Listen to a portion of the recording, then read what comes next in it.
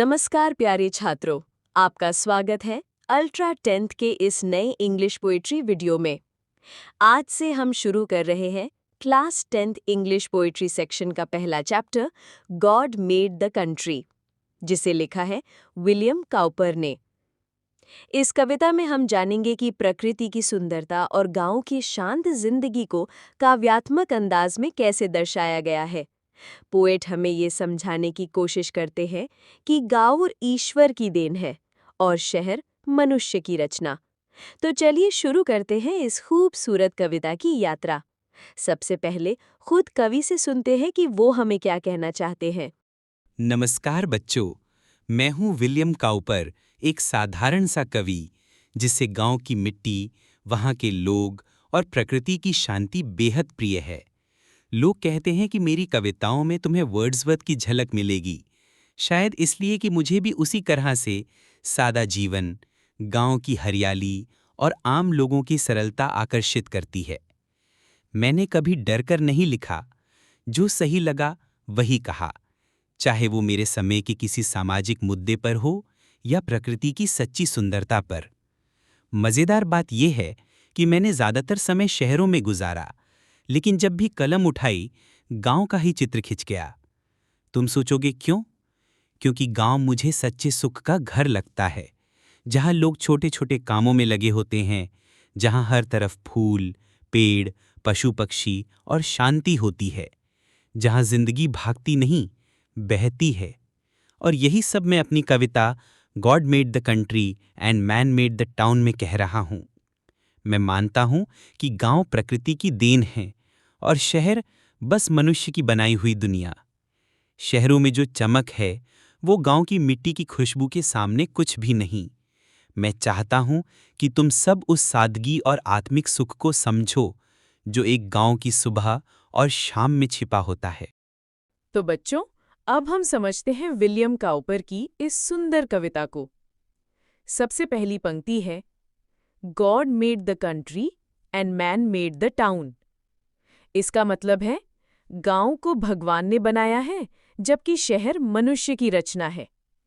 कवि यहाँ एक सीधा लेकिन गहरा अंतर बताना चाहते हैं कि गांव प्रकृति के साथ जुड़ा हुआ है, जबकि शहर एक कृत्रिम दुनिया है जो इंसानों ने अपनी सुविधा के लिए बनाई है। दूसरी पंक्ति है, What wonder then that health and virtue, gifts that can alone make sweet the bitter draught that life holds out to all। इसका अर्थ है, जब गांव भगवान की देन है, तो ये कोई आश्चर्य की बात नहीं कि स्वास्थ्य और सद्गुण जो इस जीवन की कठिनाइयों को सहने लायक बनाते हैं, वो सबसे ज्यादा गांव में ही पाए जाते हैं। क्योंकि गांव की शुद्ध हवा, शांत वातावरण और सादगी भरी जिंदगी इन्हीं गुणों को जन्म देती है। फिर अगली पंक्ति है, Possess ye therefore ye who born about in chariots and sedans know no fatigue but that of idleness। यहाँ कवि शहर में रहने वालों से सीधे बात कर रहे हैं। कहते हैं, तुम जो बड़ी बड़ी गाड़ियों में घूमते हो, जिन्हें थकावट सिर्फ आलस से होती है, तुम्हें अपने कृत्रिम जीवन में ही रहना है। फिर है, And taste no scenes but such as art contrives, possess ye still your element, there only can ye shine। कवि कह रहे हैं, तुम्हारा जीवन सिर्फ कलात्मक बनावट से घिरा हुआ है। तुम वहीं देख सकते हो जो इंसान ने बनाया है, ना कि प्रकृति की सुंदरता। इसलिए तुम्हारा स्थान शहर ही है, क्योंकि वहीं तुम चमक सकते हो। गांव की सादगी तुम्हारे लिए नहीं है। इसके बाद अगली पंक्ति है, Our groves were planted to console at noon the pensive wanderer in their shades।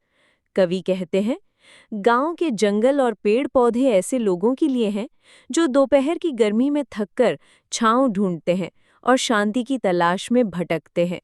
यहाँ प्रकृति सांत्वना देती है, सुकून देती है। इसके बाद है, At eve, the moonbeam sliding softly in between the sleeping leaves is all the light they wish. Birds warbling all the music. मतलब शाम होते ही जब चांद की रोशनी पत्तों के बीच से धीरे धीरे छनती है तो वहां और किसी रोशनी की जरूरत नहीं होती। पक्षियों की चहचहाहट ही संगीत बन जाती है। कोई शोर नहीं, कोई बिजली नहीं, बस प्राकृतिक सुंदरता और सुकून। अगली पंक्ति है, We can spare the splendor of your lamps, they but eclipse our softer satellite. कवि कहते हैं, हमें तुम्हारी तेज कृत्रिम रोशनी की कोई जरूरत नहीं, क्योंकि वो तो हमारे चांद की कोमल रोशनी को छिपा देती है। इसके बाद वो अंतिम पंक्ति में कहते हैं, Your songs confound our more harmonious notes. The thrush departs scarred and the offended nightingale is mute. और आखिर में कवि कहते हैं, तुम्हारे शहरों के तेज गाने, शोर शराबा हमारे प्राकृतिक संगीत को बिगाड़ देते हैं। थ्रश, जो कि एक पक्षी है, डर कर उड़ जाती है और बुलबुल, जो सबसे मधुर गाती है, वो चुप हो जाती है।